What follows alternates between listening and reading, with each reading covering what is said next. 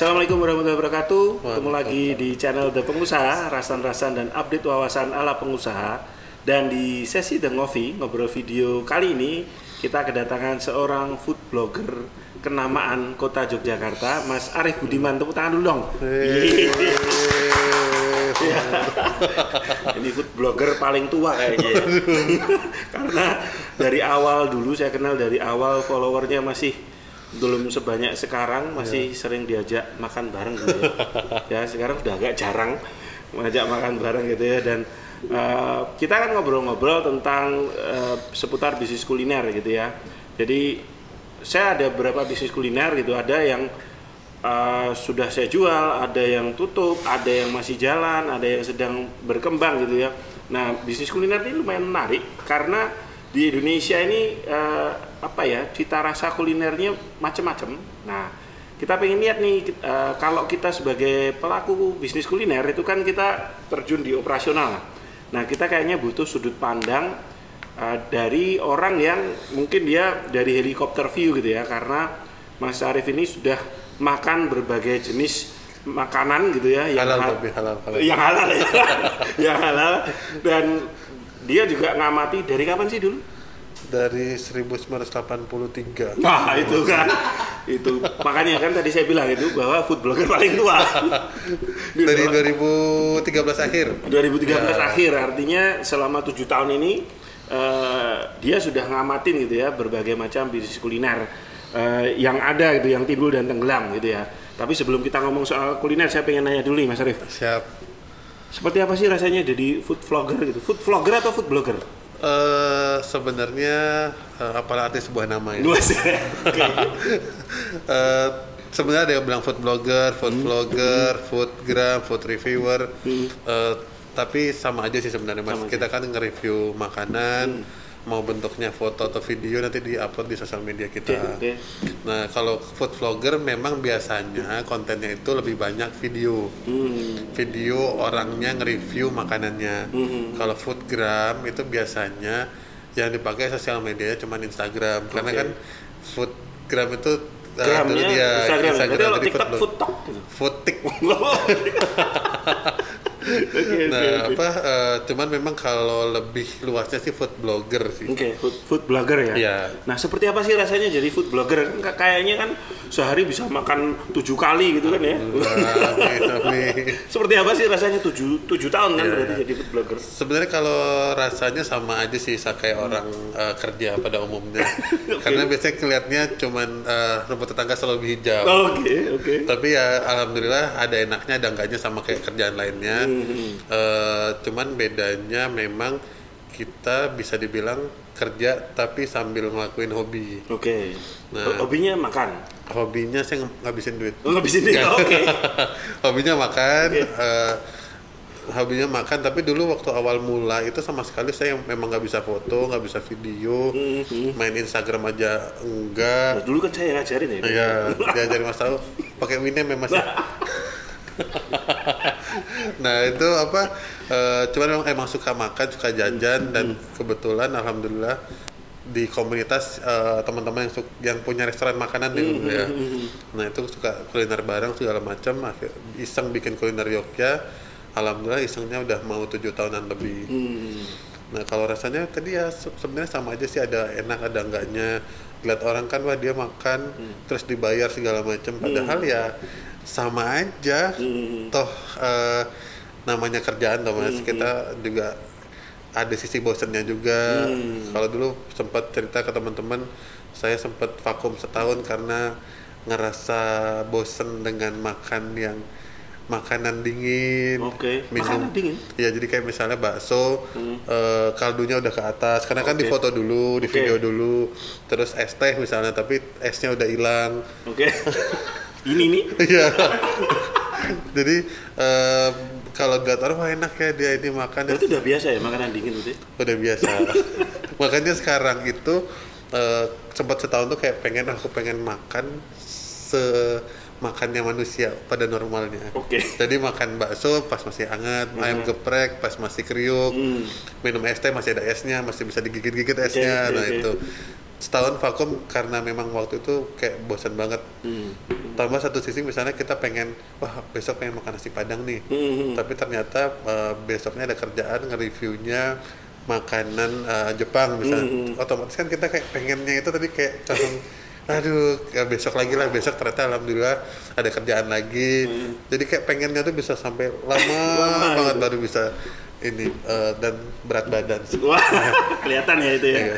Oke, kalau ini ada nggak sih hari yang nggak terima review karena pengen jajan sepuasnya gitu? Kalau di kuliner itu kan sebenarnya sekarang udah ada timnya tuh Mas. Jadi ada memang orang yang motoin, nanti pas saya nggak bisa orang itu gantiin saya, atau pas saya misalnya pas lagi wah kayaknya lagi lagi nggak pengen kayak misalnya lagi bosan ya misalnya kayak lagi pengen jajan sama sekeluarga nih kemana, nah itu biasanya minta gantiin dulu. Jadi ada hari-hari tertentu nggak atau enggak sih, tapi biasanya kalau long weekend tanggal merah gitu biasanya saya agak mewanti-wanti buat keluar rumah karena pasti macetnya luar biasa. Oke. Jadi kalau maksudnya kalau ada hari-hari tertentu misalnya long weekend ini nggak pengen makan-makan gitu, teman-teman bisa daftar ya? Bisa. Untuk gantiin perannya gitu. Bisa. Asal bayar nanti. Oke. Nah, dulu kan 7 tahun yang lalu gitu kan, mungkin kan saya ingat gitu, banyak yang masih kayak food blogger ini kedepannya gimana gitu dengan kalau dulu kan kita mulai dari zaman Friendster, terus berubah Facebook, terus Instagram itu kan kayak harus ngikutin itu dan banyak yang menyaksikan gitu ya. Dan ini kan ya saya melihat perjuangannya Arif ini kan selama 7 tahun ini kan luar biasa gitu ya. Alhamdulillah. Ya luar biasa ya. Nah itu kalau menurut Arif sendiri itu gimana sih bisnis food blogger kedepannya itu? Kalau untuk bisnis food bloggernya demi menutup persaingan sudah close. Udah nggak bisa ya, susah. Enggak sih, sebenarnya masih terbuka lebar karena sekarang itu setiap orang bisa nge-review makanan, setiap orang bisa nge-review tempat, setiap orang bisa nge-review misalnya mau jadi beauty vlogger atau segala macam bisa, karena punya sosial media masing-masing. Cuman memang banyak orang karena mikirnya ini sampingan, jadinya jadi sampingan aja. Oke. Padahal kita sendiri pun buat jaga konten sampai sekarang, jaga eksis sampai 7 tahun itu, ya kita masih cari konten yang oke gimana. Kalau misalnya kita cuma ngupload yang berbayar, pasti orang akan bosen di situ. Makanya kita mesti tahu kuliner terbaru ini yang lagi dicari apa, kuliner legendaris apa, mesti belusukan lagi nyari-nyari kuliner, terus kita mesti belajar lagi karena sekarang kan sosial media terus berkembang, fitur-fitur Instagram, terus ada sosial media yang baru, itu mau nggak mau kita belajar karena di setiap sosial media kita sama aja kayak dari nol lagi. Ya. Oke. Dan banyak banget sekarang food blogger ya udah cuman nge-review makanan, malah ada food blogger yang istilahnya kayak jalan pintas, mereka beli follower aja. Oke. Beli fake gitu kan? Iya. Jadi kayak beli follower 10.000, terus mereka udah nawarin ke klien, terus udah ada yang kayak gitu ya? Banyak banget, banyak banget. Karena mereka mikir cuman duitnya doang, padahal ya tidak semudah itu Bunda. Asik. Oke. Nah dulu di tahun kan 7 tahun nih. Iya. Kan saya ingat banget dulu awal kan kita masih iseng ya, masih kayak ya sudah yuk makan apa yuk di sini lagi rame. Nah, di tahun keberapa Arif itu ngelihat kayak ini mata pencaharian nih gitu. Kan S2 kan? Iya. mulai kayaknya ini jalannya oke itu pas tahun sih Mas. Setahun? Iya pas tahun. Waktu itu awal-awal memang kan awalnya iseng. Jadi kayak wah enak ya cuman makan dibayar atau enggak dapat endorse gratisan. Ternyata pas udah 10.000 mau nggak mau emang harus nyari tim, tanggung jawabnya makin gede karena ekspektasinya klien juga makin besar sama kita. Jadi mau nggak mau kita harus bangun tim segala macam. Cuman pas jalan ngerasa kayak wah ini kayaknya harus serius ini itu pas setahun sih. Setahun ya. Berarti 6 tahun serius tuh baru 6 tahun lah ya. Iya. Kalau misalkan nih ada teman-teman baru mulai itu ya, itu tuh apa aja kira-kira yang harus disiapkan nih? Misalkan nih, aku pengen kan, saya lihat ada generasi berbeda nih. Awal dulu sama generasi Next Carlos tuh kayaknya nggak beda ya. Iya. Next Carlos tuh muncul YouTube dulu kayaknya ya, terus baru balik gitu ya. Kalau Arif kan generasi Instagram dulu nih. Nah itu kalau yang sekarang ini, kalau teman-teman mau start nih, misalkan oke, aku pokoknya pengen jadi food blogger deh. Itu startingnya dari mana nih? Kalau tanya startingnya, mulai dari sosial media yang teman-teman paham dan kuasai aja mas. Soalnya kalau kita maksa, misalnya aku pengen di YouTube nih, ternyata kita nggak nguasain YouTube, terus lagi waktu segala macem. Mulai dari yang gampang aja sosial medianya. Sosial media. Ya, bisa mulai dari TikTok, dari Instagram, atau dari YouTube yang sesuai sama karakternya sama kemampuannya teman-teman aja. LinkedIn itu mungkin nggak sih LinkedIn kayaknya belum. Belum ya. Cuman memang mulainya dari yang gampang, tapi kontennya harus kuat sih mas. Kontennya harus kuat ya. Kontennya harus kuat. Apa aja nih yang harus disiapkan teman-teman nih? Misalkan selain HP ya. Apa timnya butuh apa aja gitu? Sebenarnya kalau buat awalan paling cuman handphone, waktu sama spare duit buat nyari jajanan, nyari kontennya aja sih mas. Kontennya dan harus disiapkan dulu ya awalnya ya. Oke. Nah kalau kita ngomong kuliner, Arif kan sudah 7 tahun ya mengamati bisnis kuliner ya dari luar terutama gitu kan. Itu seperti apa sih sebenarnya bisnis F&B itu kedepannya, kuliner kedepannya itu kayak apa sih? Karena agak beda ya sekarang ya. Jadi bisnis kuliner itu sebenarnya menarik sih mas. Menariknya dalam arti gini, orang itu berpikiran ketika mereka punya bisnis yang income-nya nggak daily, seperti bisnis misalnya kayak apa ya, kontraktor, terus batubara dan lain-lain, mereka kayak ngerasa ngelihat rumput tetangga lebih hijau, kayak wah ini kayaknya kuliner asik nih, dapat harian kan kita udah yang nggak harian nih segala macam. Akhirnya yang saya lihat brand orang-orang yang punya power gede di finansial udah mulai ke kuliner. Jadinya mereka menawarkan tempat yang, maksudnya menawarkan kuliner yang lengkap gitu loh mas. Tempatnya yang bagus, fasilitas lengkap segala macam. Jadi yang kadang tuh yang nanggung-nanggung mau nggak mau juga kesikat. Oke. Tapi mereka rata-rata cuman nyari kerennya aja. Kerennya sih. Gimana tuh? Jadi kayak, wah aku punya restoran. Jadi kalau ditanyain orang, bisnis apa sekarang? Oh, ada restoran gitu. Ya, kayaknya kuliner itu sesuatu bisnis yang keren gitu loh mas. Oke. Jadi kalau misalnya ditanya sibuk apa sekarang, aku punya kuliner, ini restoran, bla bla bla bla. Tapi mereka karena mungkin terbiasa powernya gede, jadi kayak menyerahkan seluruhnya ke konsultan, ke chef atau apa. Mereka setelah ditinggal chef sama konsultannya ya udah linglung, goyang kapalnya segala macam. Nah, mungkin kedepannya saya lihat banyak bisnis kuliner yang menawarkan tempat yang oke, fasilitas yang bagus, cuman makanannya belum terlalu ya belum terlalu oke lah. Jadi yang penting tempatnya. Mereka cuman tahunya wah tempatnya harus keren, fasilitasnya oke, itu, tapi makanannya kadang ya so-so lah ya. Berarti kalau tadi bilang minum dulu. Ini udah cair ya esnya ya. Ini infus water. Ada daunnya.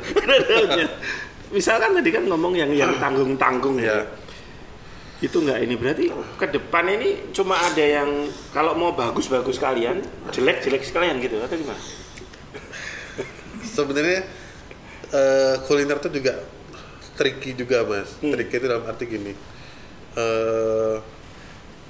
banyak orang yang ngerasa kayak yang tadi yang aku bilang, wah kulinernya enak ya, sehari makan 3 kali, jajan di luar segala macam. Padahal di balik itu penuh dengan operasional yang mesti detail, Ya, ya. terus penuh dengan persaingan yang luar biasa. Ya, ya, ya, Ketika produknya bagus pasti langsung ditiru banyak orang. Ya. Nah, makanya uniknya itu kalau tak lihat sekarang adalah kuliner yang menang, bukan menang sih, kuliner yang ramai, yang survive itu dia tahu betul target marketnya siapa. Jadi kayak, wah aku nih kayak target marketnya anak kuliahan, berarti aku yang dibutuhin anak kuliahan apa aja ya di kafe atau di tempat makan. Karena banyak sekarang kalau misalnya ngomongin kafe, kalau tak tanyain target marketnya siapa, mereka bilang mahasiswa. Padahal mahasiswa ada S1, S2, S3. S1 aja kedokteran sama filsafat beda ya. Beda ya. Sorry ya. Ya maksudnya beda inilah, kalau kita lihat kan ya, emang, segmen ya beda segmennya beda. Nah, itu memang harus spesifik ya, harus spesifik, harus detail, target marketnya tahu, sama target marketnya tuh gampang ngejangkaunya. Makanya dulu kalau misalnya kita ngomongin ayam geprek, kan kita taunya cuman Bu Rum sama Mbak Moro ya. Wah, sih. Dulu ya. Nah, cuman karena sekarang ayam geprek itu mudah diduplikasi dan rasanya tipis-tipis, ya udah ngapain mesti ke Bu Rum sama Mbak Moro jauh-jauh kalau misalnya di samping rumah ada. Ya. Itu dulu kan sebenarnya alasan saya jual Mbok Moro itu kan karena ini kan saya lihat ini akan generik gitu. 2017 tak jual itu karena ini akan generik ke depannya. Nah, generik itu maksudnya ya akan kayak pecel lele biasa gitu ya. Nah, kalau kita ngomong nih kan ada beberapa sistem nih gitu ya. Ada orang-orang yang dia pengen ngerjain kulinernya sendiri, nggak terima investor, nggak terima franchise dan sebagainya. Tapi sekarang juga banyak juga nih yang terima franchise gitu ya. Nah, kalau menurut Arif itu sistem yang gimana sih yang bisa dipakai gitu untuk teman-teman supaya bisnisnya kulinernya kalau dia memang mau stay di situ itu tuh bisa long last gitu. Sebenarnya kalau ngomongin franchise itu memang godaan banget sih buat bisnis owner, karena yang misalnya kita income sehari misalnya 2 juta, 4 juta omsetnya ya, tiba-tiba dikasih tawaran mau nggak nih saya franchise 50 juta kayak langsung wow. Nah, cuman balik lagi biasanya itu kalau mau kuliner yang long last adalah kalau tak lihat adalah tergantung karakter orangnya atau ownernya itu sayang nggak sama brandnya gitu loh. Dalam arti kayak kalaupun dia mau franchise atau nggak franchise misalnya, kalau franchise dia pasti seleksi dulu nih, punya kriteria sendiri kalau misalnya brandnya diserahin sama orang itu, brandnya akan terawat dengan baik nggak? Nah makanya butuh banget kayak diseleksi lagi yang mau franchise, gak asal tiba-tiba ngasih duit 50 juta jebret, brand kita dikasih terus besoknya dia nggak bisa ngurus, tutup, itu kan jatuh ke brandnya juga. Nah, atau memang ada lagi yang misalnya idealis kayak wah aku tuh nggak mau di franchise kalau belum kuat, belum ini segala macam, aku pengennya punya aku aja. Itu ada juga kuliner yang kayak gitu. Balik lagi ke karakter si ownernya sih mas, ownernya ke karakter ownernya gimana dan yang dia percaya tuh kayak gimana. Karena ada yang tipikalnya ngegas terus, ada yang tipikalnya masih kayaknya segini ki cukup. Nah itu maksudnya masih tergantung sama karakternya sih. Kalau melihat yang ada nih kan 7 tahun nih, kan ada yang dia survive, ada yang dia enggak gitu. Contoh kayak ketika saya jual Mbok Moro dulu itu kan akhirnya yang ngurus yang sekarang kan mungkin tidak bisa mengembangkan gitu kan. Nah itu tuh yang Arif lihat selama 7 tahun ini tuh seperti apa yang let's say selama 7 tahun ini dia masih eksis gitu. Apakah yang di franchise tadi, karena franchise itu godaannya memang benar tadi. Kita di depan kita dapat 100 juta, 200 juta itu dengan mudah ya gitu. Nah itu kalau melihat 7 tahun ini polanya nih, lebih sustain yang mana antara yang dia di franchise atau di handle sendiri? Bentar, kalau 7 tahun di franchise Yang saya lihat, yang aku lihat di Jogja paling cuman Baba Raffi ya, yang di atas 5 tahunan. Oke. Kalau yang dikelola sendiri malah lebih banyak kayaknya. Lebih banyak Iya, dikelola iya. sendiri. Gitu ya. Ya, oke. Karena ini kan jadi maksudnya ini untuk insight teman-teman Iya. juga karena kadang-kadang kita karena tergoda jual Iya, franchise franchise. tadi kan fokusnya jual bisnisnya gitu Bisnis, kan, jual bisnisnya gitu ya. Setahu saya sih kalau franchise kayaknya yang di Jogja yang bertahan 5 tahun ke atas kayaknya baru ke Baba Raffi ya. Jadi koreksi kalau salah ya. Ya. Kalau yang dikelola sendiri tapi kalau sederhana itu franchise Sederhana kayaknya enggak deh, Enggak ya, kayaknya. enggak Dia keluarga dia ya, pakainya. berarti mungkin kayaknya cuman kebab itu sih Mas Baba Raffi. Baba Raffi ya, ya, dan itu karena memang fokusnya dia Iya. jual bisnis juga ya. Iya, jual bisnis. Jual bisnis model. Lebih banyak yang dikelola sendiri kayaknya. Lebih Mas. banyak kelas sendiri ya. Ya ini supaya nanti teman-teman juga jadi bahan pertimbangan antara karena jujur kalau saya dulu kenapa saya exit, saya nggak mau kecanduan jual bisnis. Jadi kecanduan jual Ya, bisnis terus akhirnya enak banget jual ini ya 100 Iya, juta iya, gitu iya. langsung enak gitu ya. Nah, dari sudut pandang kuliner Yogya nih ya yang sudah mengamati gitu ya naik turunnya brand Iya, iya. dan jenis kuliner nih apa saja sih do's and don't gitu ya buat pebisnis kuliner nih. Oke. Do's-nya apa, down-nya apa nih? Sebenarnya kalau sarannya itu adalah kalau misalnya do and done-nya ya. Jadi kayak kalau misalnya teman-teman bikin bisnis kuliner, kalau menurut saya sih kalau mau ikut tren maksimal itu udah ada 3 brand atau 4 brand. 3 brand, 4 brand. Ya, Oke. jadi misalnya sekarang kan lagi marak sei sapi nih misalnya sei sapi kana. Terus Oke. kalau udah ada Sudah 4 ada. brand di sei sapinya itu mending Marketnya jadi gitu iya, ya. Oh, oke. mending kayak jadi kalau mau buka mending buka yang lain atau emang lebih kedeketin ke konsumennya. Oke. Ya, jadi kayak misalnya tadi contoh ayam geprek kan Mas. Ya, ya. Jadi dia tahu nih, oh kayaknya marketnya banyakkan mahasiswa, berarti lebih baik aku bikin di dekat-dekat kampus yang memang target marketnya sama kayak yang makan ayam geprek burung. Donat. Kita lagi bikin donat. Donat itu cukup menarik juga sih Mas karena Dia kan udah ada beberapa brand tuh. ya kalau aku lihat malah kalau di Jogja yang Kalis Donat itu malah dia mungkin brandnya itu lebih sekarang lebih kuat daripada Dunkin kali ya. Lebih kuat daripada Dunkin Iya, ya. karena Dunkin hanya di pom bensin ya. karena nggak tahu kenapa itu Kalis itu brandnya tuh kuat banget. Terus dan pergeserannya kan dia sekarang selain jadi jajanan jadi oleh-oleh juga teman. Jadi oleh-oleh. Makanan di Jogja itu rata-rata jadi oleh-oleh juga rata-rata semua. Oke, Saya oke. punya temen itu nitip sama temennya ini hot plate Tio Ciu. Hot. Oke. Maksudnya kayak mungkin kalau di Jogja ini karena dari penduduk pendatangnya dari Sabang sampai Merauke bisa dibilang Kangen. ya Indonesia kecilnya pernah kuliah di sini terus kadang kangen jadi kadang oleh-olehnya tuh kadang nggak masuk akal juga Iya.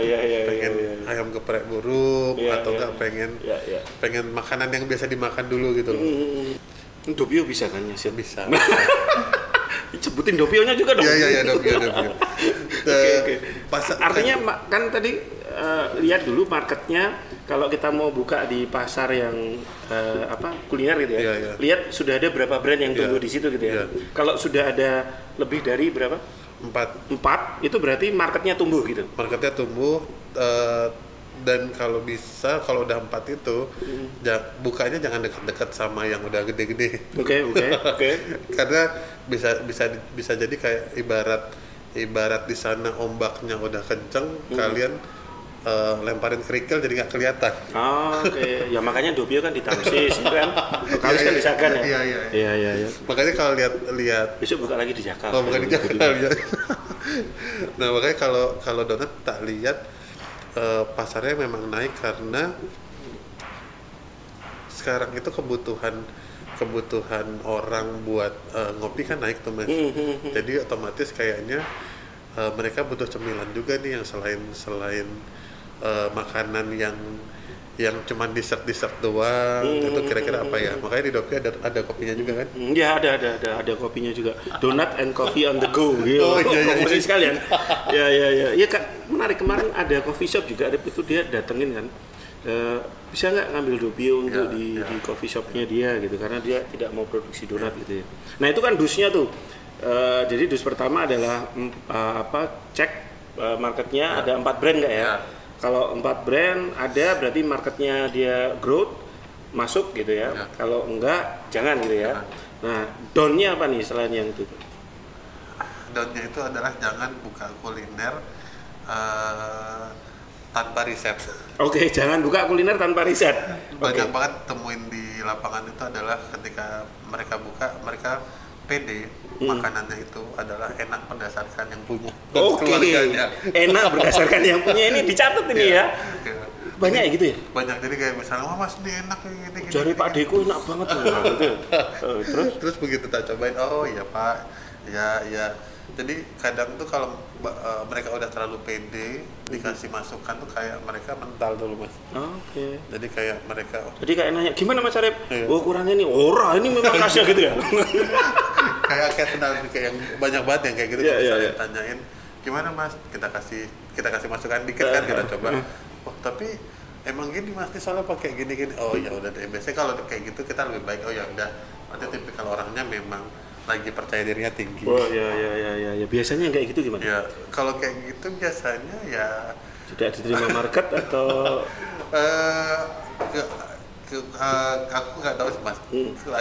Lanjutannya gimana, nggak terima market atau enggak. Cuman mungkin diterima market berdasarkan market yang lidahnya bapaknya. Ya, bapaknya ya.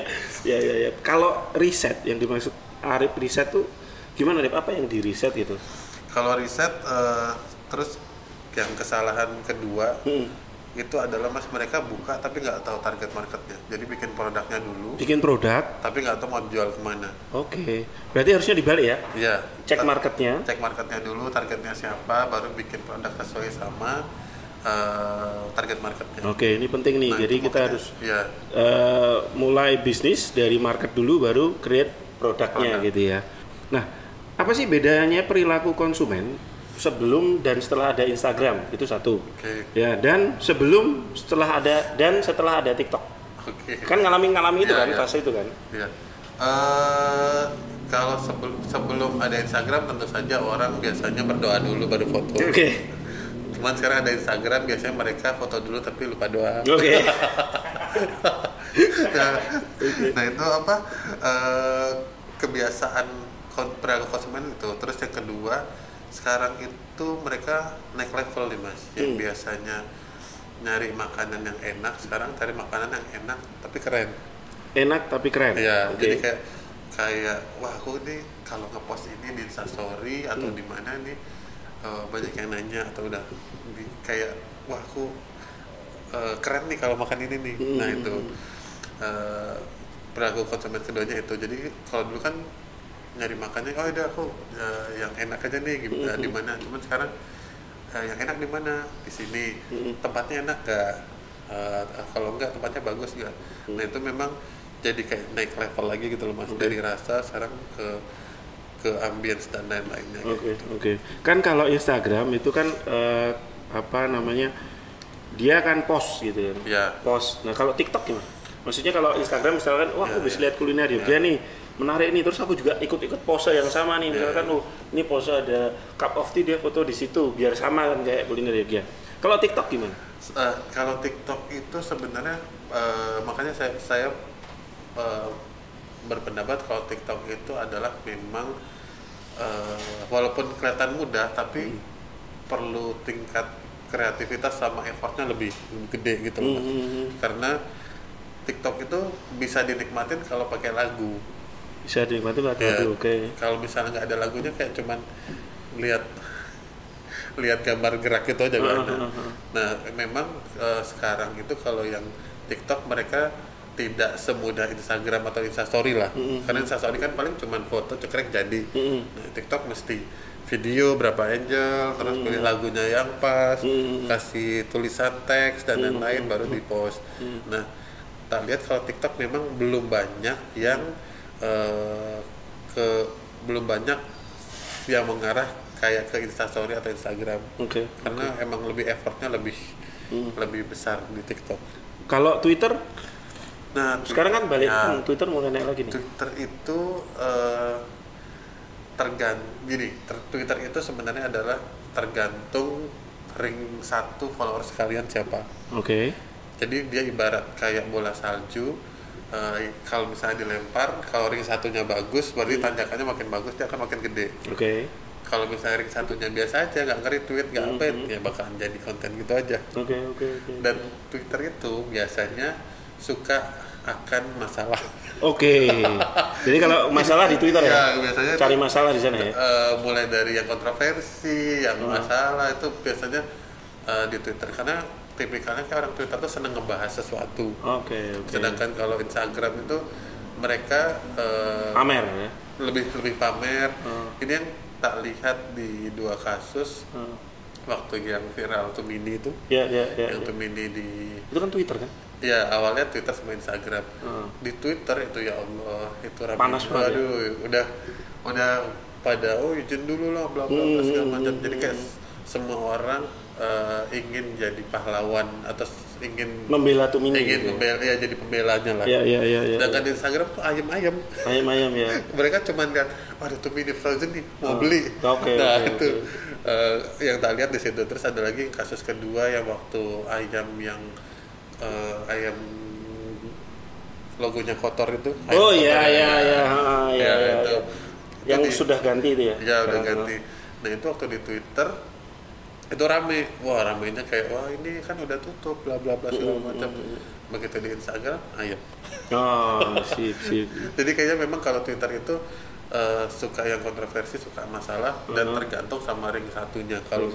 Kalau ring satunya misalnya emang seleb tweet atau suka nge-retweet, itu biasanya konten-konten biasa aja kayak cepet naik gitu. Kalau Instagram tempat orang sombong, kalau TikTok dia lebih ke fun gitu ya. Iya, kalau Instagram tuh lebih ke visual sih Mas. Visual, mereka ya orang-orang yang suka dengan visual dan kayaknya kelasnya juga masih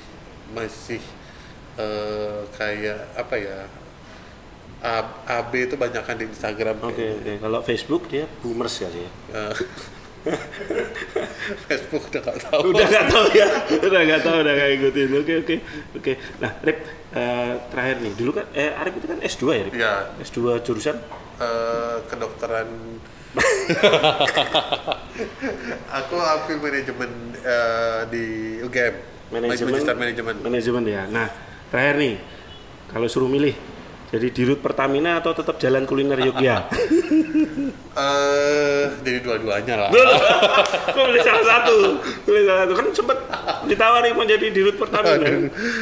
Kalau penuh ini sih Mas, penuh pertimbangan sih.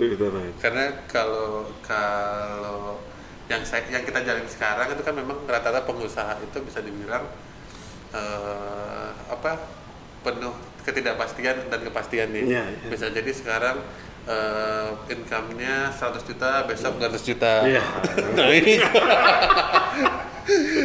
kalau cuman kan rasa safe-nya itu kadang masih kayak enaknya pegawai ya, masih kayak rumput tetangga selalu lebih hijau. Cuman kalau untuk sekarang lebih enak menjadi food blogger ya. Karena bisa kemana-mana, kenal linknya menjadi banyak.